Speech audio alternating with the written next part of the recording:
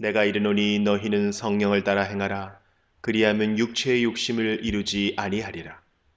육체의 소욕은 성령을 거스르고 성령은 육체를 거스르나니 이 둘이 서로 대적하므로 너희가 원하는 것을 하지 못하게 하려 함이니라. 너희가 만일 성령의 인도하시는 바가 되면 율법 아래에 있지 아니하리라.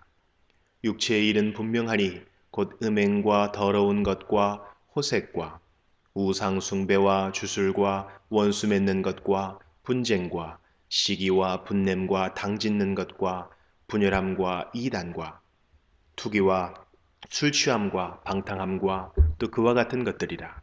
전에 너희에게 경계한 것 같이 경계하노니 이런 일을 하는 자들은 하나님의 나라를 유업으로 받지 못할 것이요 오직 성령의 열매는 사랑과 희락과 화평과 오래 참음과 자비와 양선과 충성과 온유와 절제니 이 같은 것을 금지할 법이 없느니라. 그리스도 예수의 사람들은 육체와 함께 그 정욕과 탐심을 십자가에 못 박았느니라.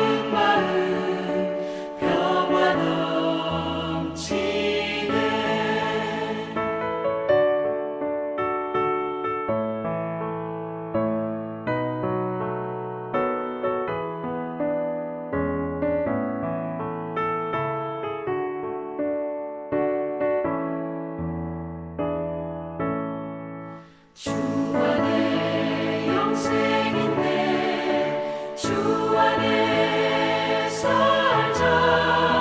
주 안에 천국 있네. 주 안에 살자. 불길이 지옥처럼 솟아올라도 주 안에 사는 마음 생명 넘치네.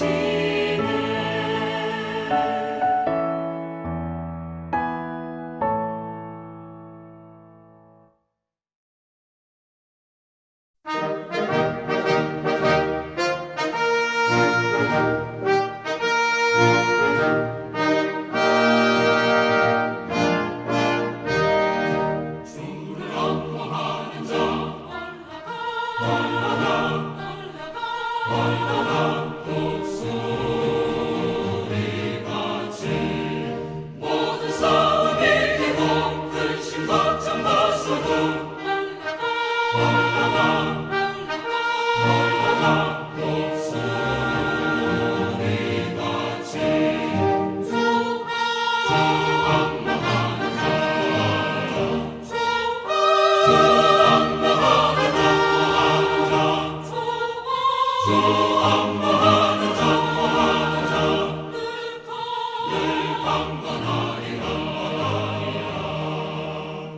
주를 옹호하는 자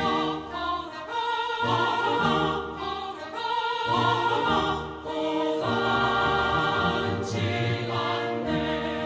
길을 잃은 영들을 도로 찾아다니며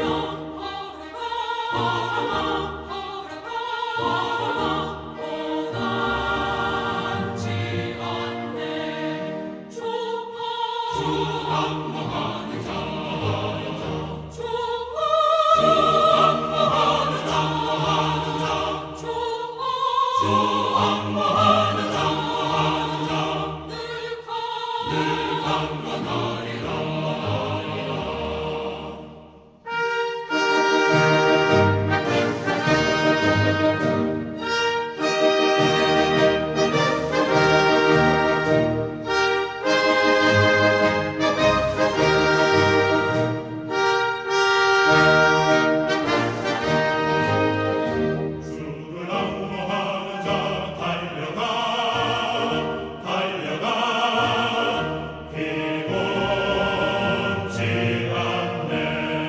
전선문을 향하여 멸류관을 얻도록 달려가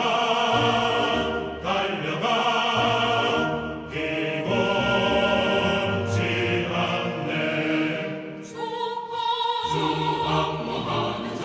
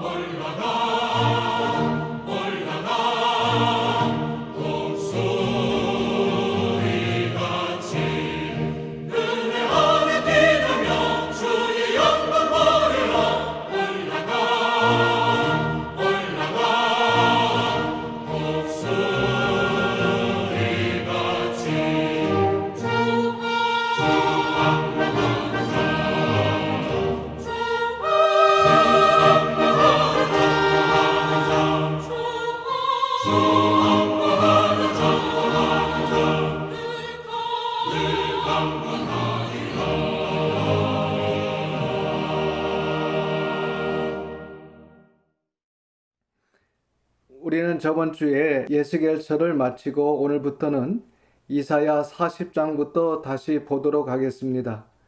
이사야 1장부터 39장은 우리가 살펴보았습니다. 말씀드렸듯이 이사야서는 많은 분량을 가진 예언서이고 구약 성경 중에서도 다른 책보다는 이사야서가 우리에게 조금 익숙한 감이 있습니다. 그것은 메시아에 대한 예언이 몇 차례 나오고 있기 때문입니다. 특히 53장에 그가 찔림은 우리의 허물을 인함이요 그가 상함은 우리의 죄악을 인함이라. 그가 징계를 받음으로 우리가 평화를 누리고 그가 채찍에 맞음으로 우리가 나음을 입었도다라는 이 구절이 고난 주간 때마다 묵상이 되기 때문에 그나마 이사야서가 좀 익숙한 느낌이 들긴 하지만 사실 이러한 구절들 위에는 우리가 잘 알지 못하는 성경책이 이사야서입니다. 그래서 다른 선지서와 마찬가지로 오늘날 교회들이 거의 살펴보지 않는 성경책입니다. 이사야서는 지금으로부터 약 2700여 년 전에 기록이 된 것입니다. 그리고 이사야 선지자의 사역 기간은 남유다 10대 왕 우시야가 죽던 해부터 14대 왕 므낫세에 의해 이사야 선지자가 순교하기까지 무려 62년 이상이나 됩니다. 전승에 따르면 히브리서 11장 37절에 톱으로 켜는 것과 라는 말씀이 있는 것처럼 악독한 유다왕 므낫세가 이사야 선지자를 톱으로 죽였다고 합니다. 이사야는 아마 신구약 사역자 중에서 최장기 사역자가 아닌가 싶습니다. 이사야는 남유다 10대 왕에서 14대 왕까지 당시 급변하는 남유다 가운데서 한결같이 하나님의 말씀을 정직하게 증거했던 훌륭한 주님의 종이었습니다. 이사야 1장 1절을 보면 이사야의 아버지가 아모스라고 나와 있습니다. 전승에 의하면 이사야의 아버지 아모스가 남유다 9대 왕 아마사의 형제이거나 혹은 아마사의 근친이었던 것으로 신학자들은 추정을 하고 있습니다.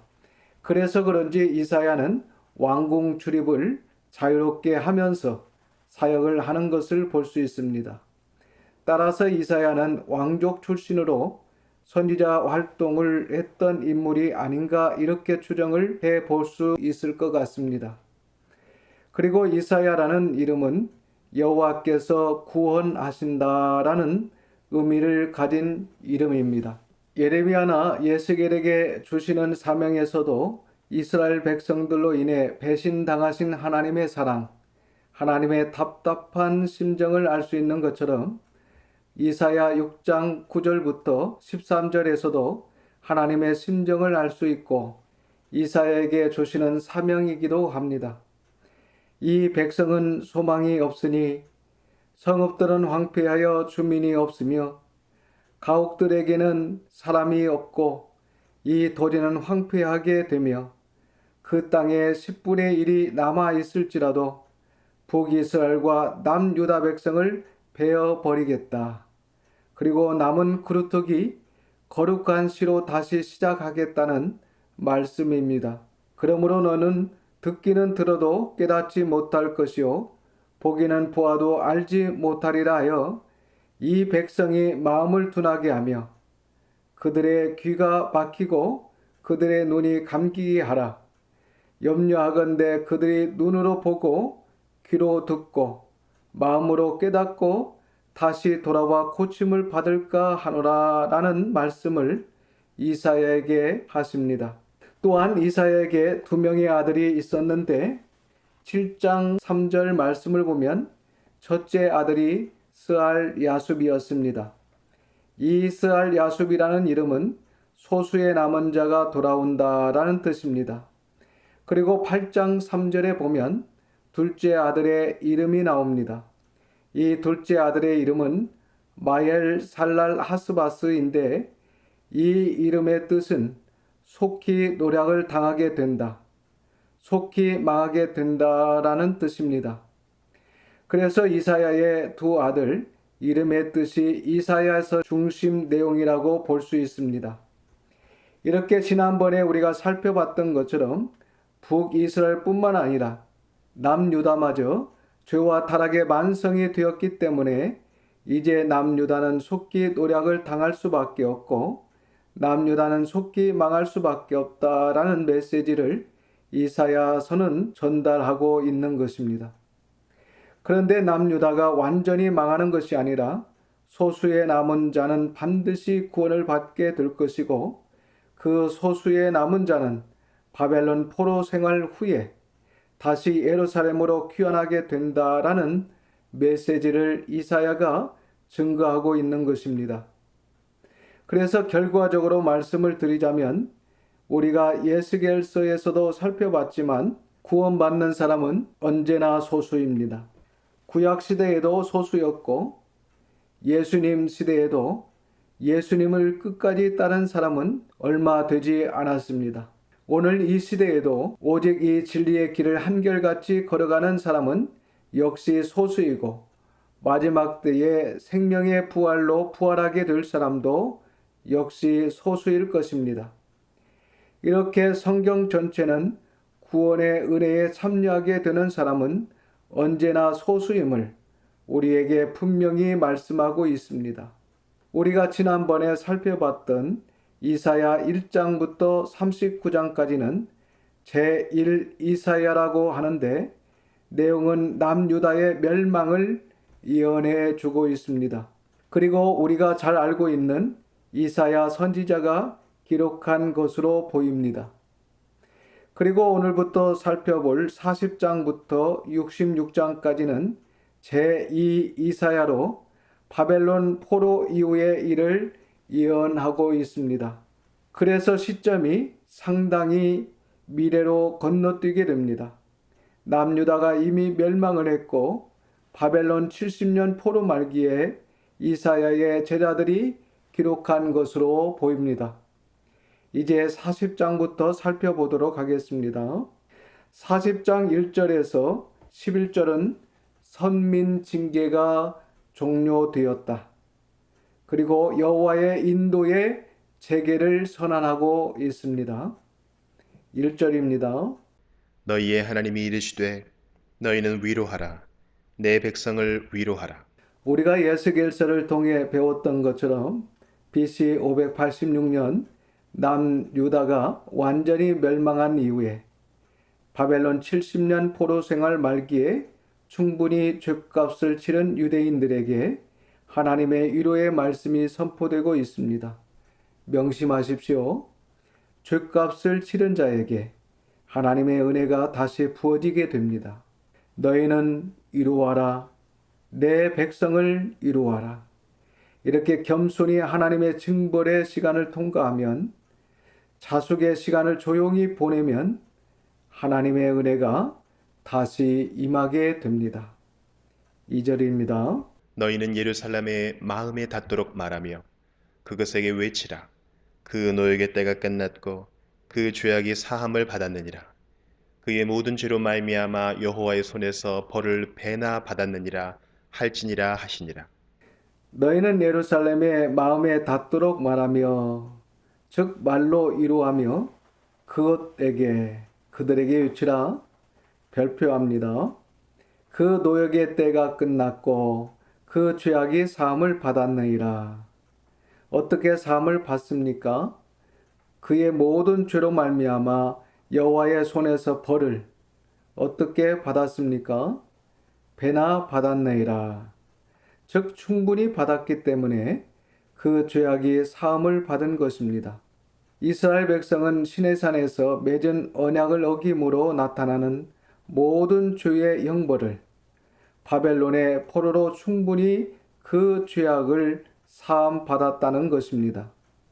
그래서 자숙의 시간을 잘 보내야 하나님의 위로와 은혜가 임하게 되는 것입니다.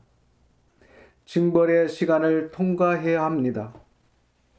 그들이 충분히 여호와의 징벌의 시간을 달게 받고 통과했기 때문에 이제 이러한 희망의 메시지가 그들에게 선포되고 있는 것입니다.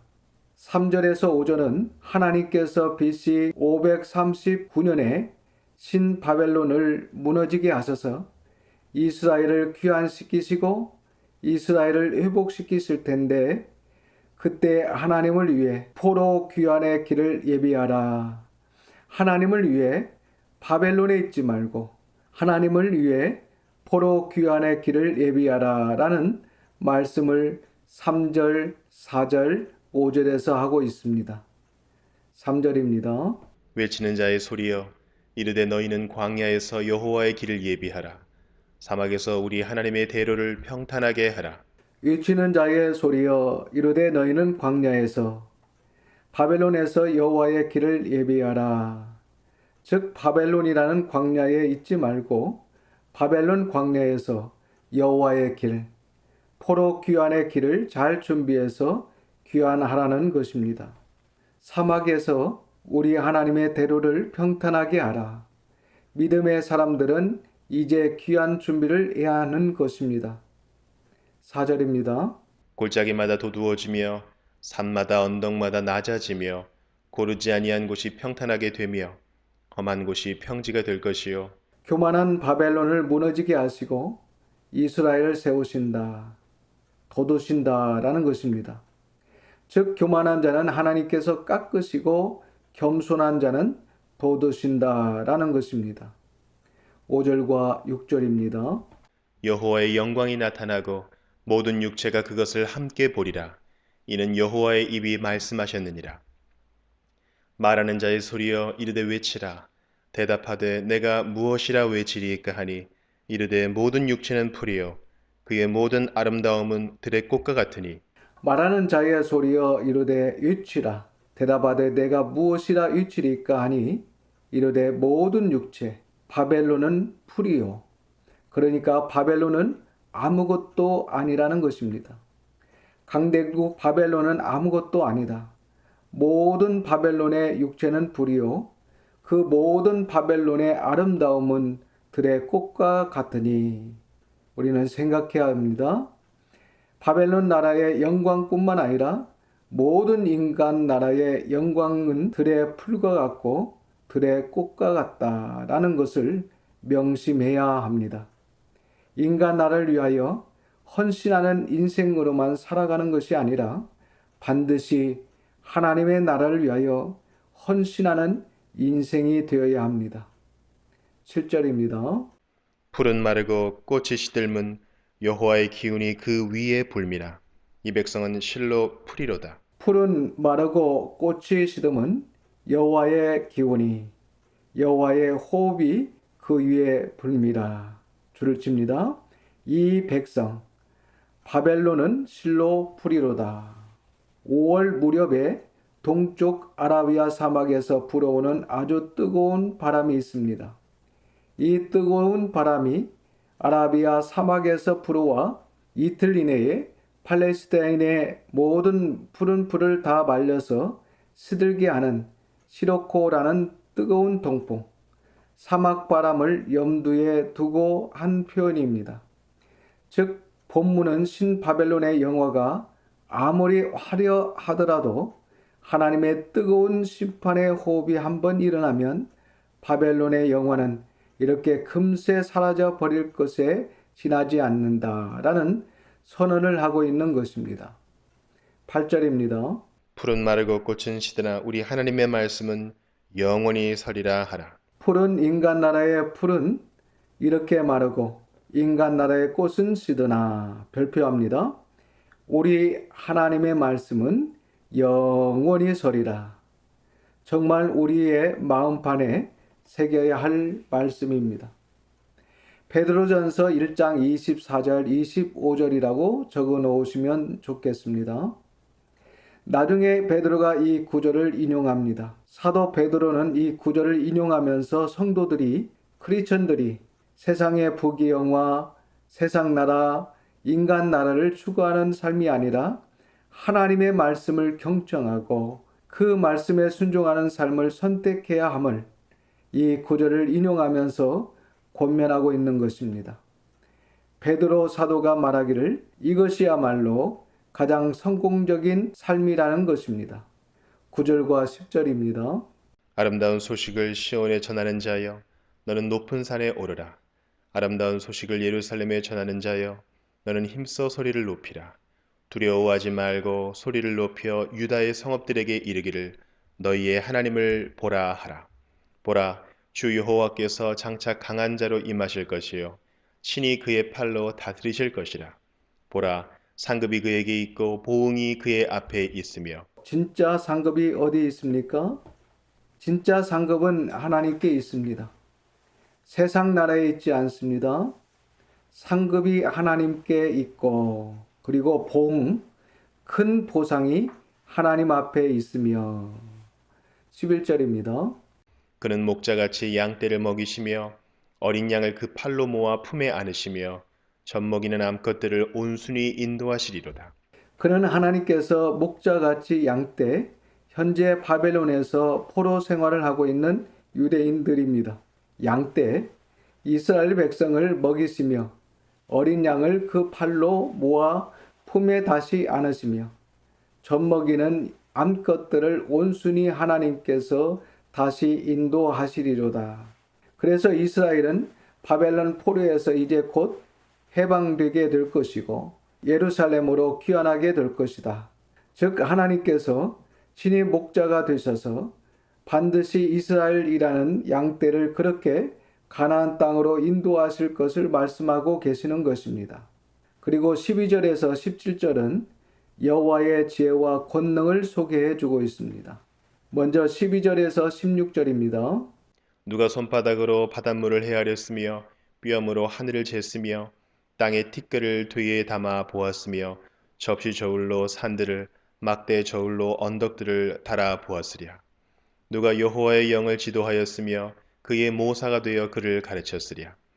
그가 누구와 더불어 의논하셨으며 누가 그를 교훈하였으며 그에게 정의의 길로 가르쳤으며 지식을 가르쳤으며 통달의 도를 보여주었느냐.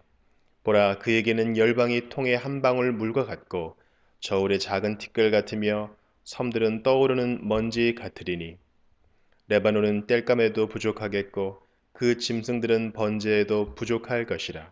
보라 여호와에게는 줄을 칩니다. 열방이 세상 모든 나라가 통의 한 방울 물과 같고 세상 모든 나라가 통의 한 방울 물과 같다라고 하십니다. 여러분 통의 한 방울 물을 우리가 소중히 생각합니까? 그렇지 않습니다.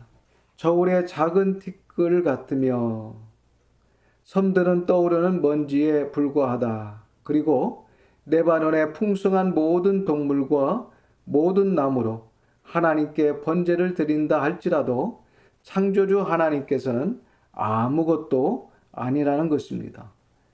17절입니다. 그의 앞에는 모든 열방이 아무것도 아니라 그는 그들을 없는 것 같이 빈 것 같이 여기시느니라. 17절은 12절에서 17절까지의 말씀의 결론입니다. 줄을 칩니다.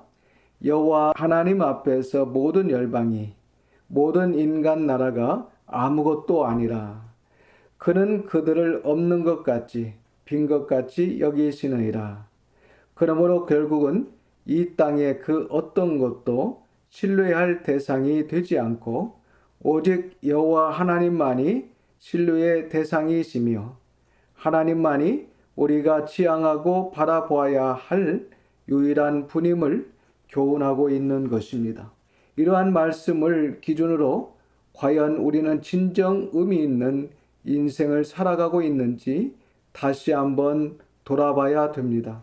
18절에서 26절은 여호와 하나님의 유일성과 절대성을 선언하고 있습니다. 18절에서 20절입니다. 그런즉 너희가 하나님을 누구와 같다 하겠으며 무슨 형상을 그에게 비기겠느냐. 우상은 장인이 부어 만들었고 장색이 금으로 입혔고 또 은 사슬을 만든 것이니라.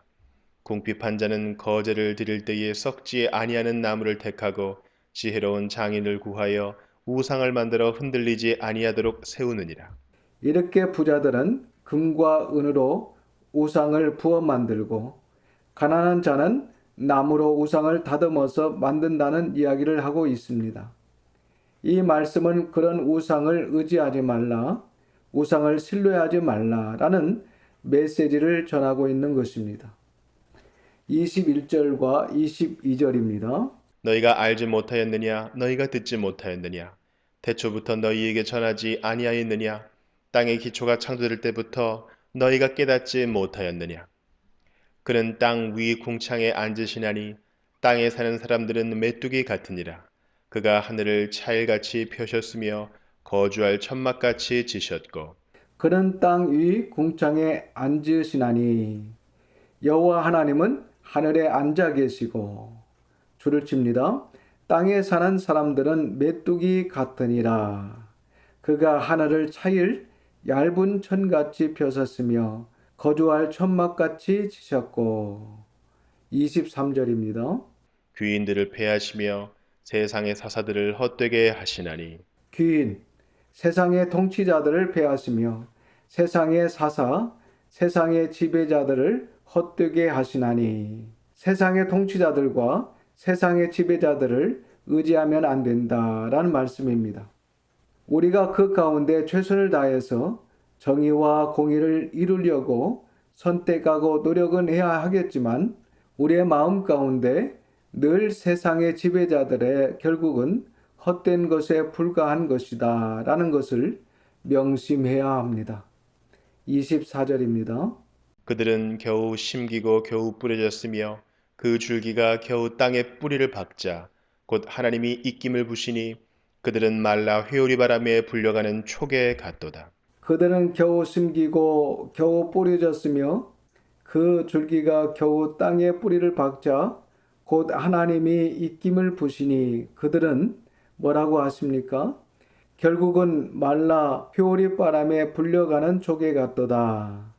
그래서 우리가 당연히 해야 될 일은 해야 됩니다. 성실하게, 진실하게, 정직하게 살아야 됩니다. 타의 모범이 되면서 세상 속의 빛과 소금으로 살아야 됩니다.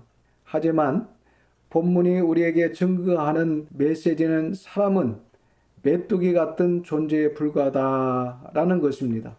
메뚜기 같은 사람, 마른 풀 같은 사람, 초계 같은 사람을 신뢰하지 말라. 그들을 의지하지 말라라고 말씀하고 있습니다. 신앙생활을 하면 할수록 하나님 앞에서 이 진리의 말씀을 살펴보면 살펴볼수록 신앙인의 고독이 얼마나 중요한 것인지를 생각하게 됩니다. 여러분, 말씀과 함께 가능하면 그 고독을 즐기십시오. 그리고 사람을 의지하지 마십시오. 25절과 26절입니다. 거룩하신 이가 이르시되 그런즉 너희가 나를 누구에게 비교하여 나를 그와 동등하게 하겠느냐 하시니라. 너희는 눈을 높이 들어 누가 이 모든 것을 창조하였나 보라. 주께서는 수효대로 만상을 이끌어내시고 그들의 모든 이름을 부르시나니 그의 권세가 크고 그의 능력이 강함으로 하나도 빠짐이 없느니라. 거룩한 이가 이르시되 그런즉 줄을 칩니다. 너희가 나를 누구에게 비교하여 나를 그와 동등하게 하겠느냐 하시니라. 26절에 별표를 합니다. 반드시 이 부분이 우리 신앙의 기반과 기초가 되어야 합니다. 전능하사 천지를 만드신 하나님 아버지를 내가 믿습니다. 창조주 하나님에 대한 믿음이 분명해야 합니다. 이 믿음이 분명하지 않으면 그 믿음은 사상누각, 즉 모래 위에 지은 집에 불과합니다. 그래서 눈을 들어 하늘을 보고 바다를 보고 산을 보고 꽃, 곤충, 비, 해, 달, 별 이러한 피조 세계를 눈을 높이 들어 누가 이 모든 것을 창조하셨는가를 자주 살펴보는 저와 여러분이 되어야 하는 것입니다. 26절을 계속해서 보면 주께서는 수요대로 만상, 이 만상은 히브리어 원어를 보면 우주 천체들을 의미합니다. 즉 여호와께서 수요대로 우주 천체들을 이끌어내시고 그 별들의 모든 이름을 부르시나니. 그러니까 이 말씀의 의미는 우주 전체에 대한 하나님의 소유권과 하나님의 통치권을 나타내 주고 있는 것입니다. 잘 아시는 것처럼 우주 공간에는 수를 헤아릴 수 없을 만큼 무수한 별들이 있습니다. 그 전체들의 숫자는 과학으로는 영원히 셀 수 없는 영역입니다. 그러나 하나님께서는 광대한 우주 전체들을 창조하신 분이기 때문에 그것들의 수요를 정확히 알고 계실 뿐만 아니라 우주 전체들을 한치도 어긋남이 없이 통치하시고 계시다는 사실을 지금 증거해 주고 있는 것입니다. 계속해서 보십시오.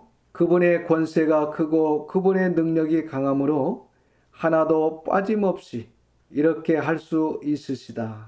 이 말씀은 하나님께서 큰 권세와 강한 능력을 가지고 계시기 때문에 천체들 가운데 단 하나의 별도 하나님의 통치에서 결코 벗어날 수 없음을 강조하고 있는 것입니다. 하나님의 권세와 능력으로 인한 하나님의 완벽한 통치력을 우리에게 본문은 소개해 주고 있습니다. 그래서 27절에서 31절까지는 오직 여호와를 앙망하라 라는 말씀을 하시고 계십니다. 이 말씀 역시 현재 바벨론 포로 생활을 하고 있는 남유다 사람들, 그 포로들에게 증거하고 있는 것입니다. 27절입니다. 야곱아 어찌하여 네가 말하며 이스라엘아 네가 이르기를 내 길은 여호와께 숨겨졌으며 내 송사는 내 하나님에게서 벗어난다 하느냐.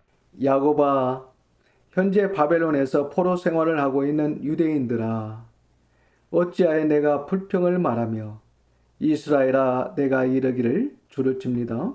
내 길은 여호와께 숨겨졌으며 내 송사는 내 하나님에게서 벗어난다. 즉 하나님께서 나의 사정을 몰라주신다. 하나님께서 우리와 함께 하지 않으신다. 왜 그런 불평을 하느냐? 이렇게 말씀을 하십니다. 사실 우리에게도 이러한 불평이 일어날 때가 있습니다. 하지만 민수기에서 배웠던 것처럼 불평은 아예 안 해야 됩니다. 그런데 불평을 하면 안 된다는 것을 알면서도 불평이 일어날 때가 있습니다. 언제 불평이 일어납니까? 어려움이 장기화되면 이러한 불평이 일어나는 것입니다. 하지만 28절 이하의 말씀을 계속해서 보면서 우리는 깨달아야 합니다.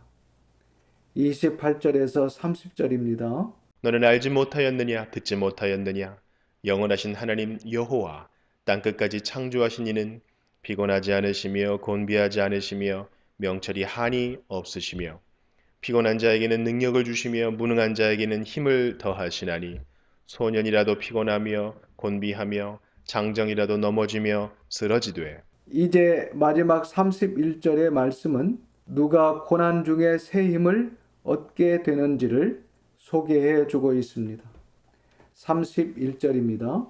오직 여호와를 앙망하는 자는 새 힘을 얻으리니 독수리가 날개치며 올라감 같을 것이요 다른 박질하여도 곤비하지 아니하겠고 걸어가도 피곤하지 아니하리이로다. 누가 그 힘들고 오랜 고난 중에 새 힘을 얻게 됩니까? 별표합니다. 오직 여호와를 앙망하는 자는 새 힘을 얻으리니 독수리가 날개치며 올라감 같을 것이요 다른 박질하여도 곤비하지 아니하겠고 걸어가도 피곤하지 아니하리로다. 고난 가운데 어려움 가운데 있는 하나님의 백성들이 취해야 할 태도를 우리에게 교훈을 해주고 있습니다. 이 말씀의 원어를 보면 앙망하다라는 것은 참을성 있게 기다리는 것을 의미합니다. 참을성 있게 기다리는 것. 그래서 현대어 성경에서는 이 여호와를 앙망하는 자라는 부분을 오랫동안 여호와를 믿고 기다리는 사람이라고 정확히 번역을 해주고 있습니다. 그래서 우리가 31절을 이렇게 다시 의역을 할 수 있습니다. 여호와를 참을성 있게 기다리는 사람은 새 힘을 얻게 된다. 그러면 새 힘을 얻지 못하는 이유가 뭡니까? 참을성 있게 기다리지 못했기 때문에.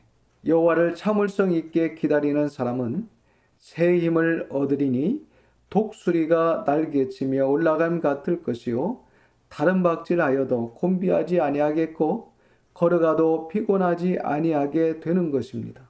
결국 이 31절의 말씀은 70년 바벨론 포로라는 긴 고난 가운데 여호와를 끝까지 믿고 참고 기다리는 소수의 유대인들은 마침내 바벨론에서 해방되어 예루살렘으로 귀환하는 기쁨의 날을 맞이하게 될 것을 예언해 주고 있습니다. 이 시간 하나님께서 저와 여러분들에게 주시는 위로의 말씀입니다. 이제는 거짓 위로를 찾아다니지 마시고 거짓 위로를 따라 방황하지 마시고 정말 이것이 위로요 이것이 새 힘, 유일한 새 힘인 것을 온전히 깨닫고 믿는 저와 여러분 우리 자녀들이 다 되기를 주님의 이름으로 축원합니다. 기도하겠습니다. 아버지 하나님, 우리의 믿음이 오직 여호와 하나님을 앙망하는 믿음이 될 수 있도록 도와주시옵소서. 힘들고 어려운 긴 고난 속에서도 끝까지 인내하며 진리의 길을 걸어가는 저희들이 다 될 수 있도록 도와주시옵소서. 한결같은 신앙으로 진정 구원받은 자답게 하나님의 말씀을 붙잡고 순종하며 한 걸음 한 걸음 나아가는 저희들과 저희 자녀들이 다 되게 해 주시옵소서. 더 이상 거짓 위로를 찾아다니지 아니하며 또한 거짓 위로를 따라서 방황하지 않게 하여 주시옵소서. 그리하여 땅에서 싹이 돋아나는 것처럼 우리의 모든 삶에 새 힘이 솟구쳐 오를 수 있도록 인도하여 주시옵소서. 이번 한 주간도 하나님의 은혜와 보호하심과 평안을 간구하며 우리 구주 예수님의 이름으로 기도드립니다. 아멘.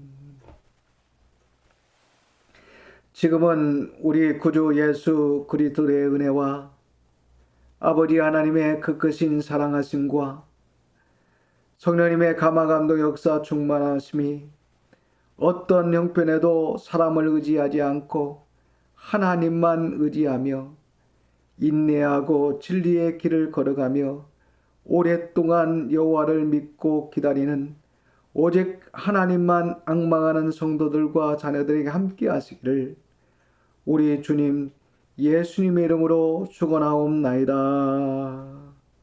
아멘.